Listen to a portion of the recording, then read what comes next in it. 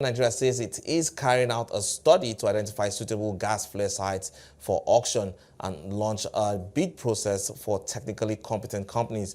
Meanwhile, Nigeria's gas flares fell the most since 2012 to 194.1 billion standard cubic feet of gas. And I have with me Oyeyemi, okay, he's a partner at AO2 Law. He joins me now for this discussion. Thank you so much for your time today, Oyeyemi. Because now, if memory serves me right, I understand that we earlier had the Nigerian gas flare commercialization program, and I'm trying to understand what the difference is from this that is playing out right now.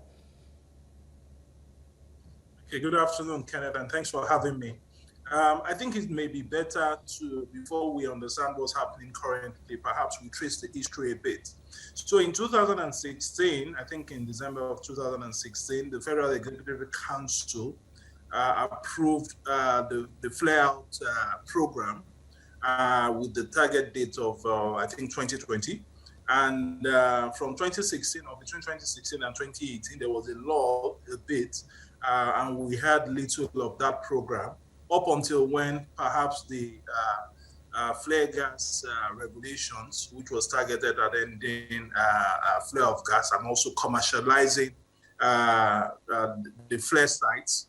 So that was introduced in 2018 in terms of regulations, and that served as a basis for, or the regulatory basis for the Nigerian gas commercialization program. Now, between 2018 and now, the question would be what has happened. So between 2018 and now, what has happened is that the government commenced the bid process, but this was stalled because of the marginal field bid rounds that held between 2020 and perhaps concluding in 2021. And perhaps we're seeing issuance of licenses in 2022. But that was one of the reasons that made the program stall a bit in terms of the gas flare commercialization program. Now, in 2021, what happened was that I recall government made certain comments to the effect that certain flare sites have been identified. I think about 45 out of about 178 flare sites have been identified, and government wanted to, or had the intention of actually putting 45 up for bid. And everything went silent again. Again, perhaps maybe because of the concentration of efforts on concluding the marginal field bid round, and perhaps also because of the introduction of PI and its implementation. Now, fast forward to 2022, August, there is announcement by the Upstream Regulatory Commission, whereby there is a constitution of a committee that would look at or that would recommence the Nigerian gas flares commercialization program. To answer your question specifically, what has changed? Well, the language is to recommence, so I would assume that perhaps the regulator will pick up from where the program stopped. All right, now, so now this committee is set up now. They have their target set out for them to end gas flaring by the year 2025. But in terms of lessons learned so far, how viable do you think this date is to achieve?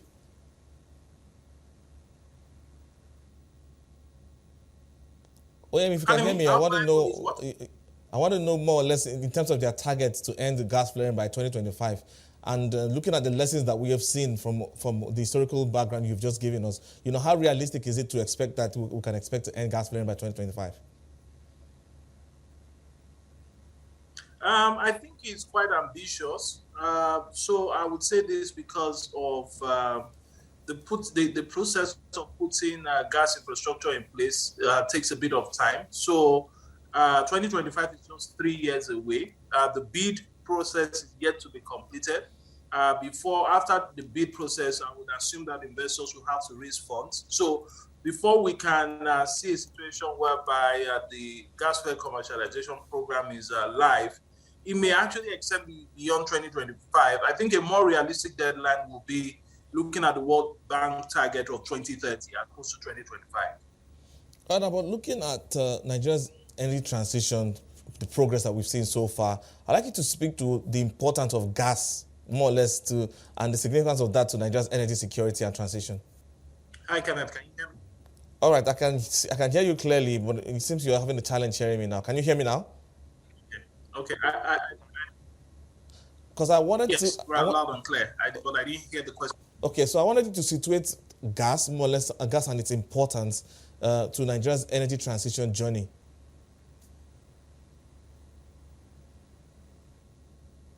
Okay, I mean, the gas is quite important in terms of the energy transition journey, and it's good that we are a province of gas. So I think it is to our advantage if we know how to monetize it, particularly if you look at the instability perhaps caused by the Ukrainian war.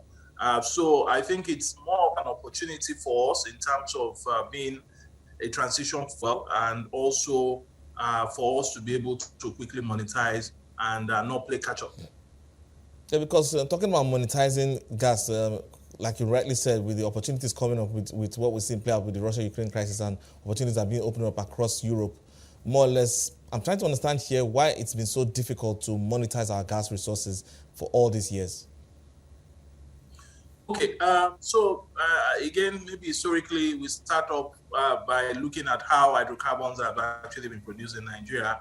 Over the years, for close to 40 years, there's been a lot of concentration on liquid hydrocarbon, which will be crude oil, and little attention has been paid to gas. So, but now, since we are getting into a situation whereby there is a worldwide call for using cleaner fuel, gas is relatively cleaner, and I guess looking at the energy demand across the world, there is more demand for gas than oil, or perhaps there's greater demand for gas relative to oil, as we've seen over the decades. This may have caused the reason, or this may be the reason why we've not actually looked at tapping into the advantage of gas over the years. And apart from that, significant infrastructure needs to be invested with respect to also capturing or commercializing gas, which we have not done over the years. But again, looking at what the energy market is saying as of today, whether we like it or not, this is an area which we need to concentrate on as a nation. And I guess this is why also government is driving the flare-out program with the 2025 ambitious target.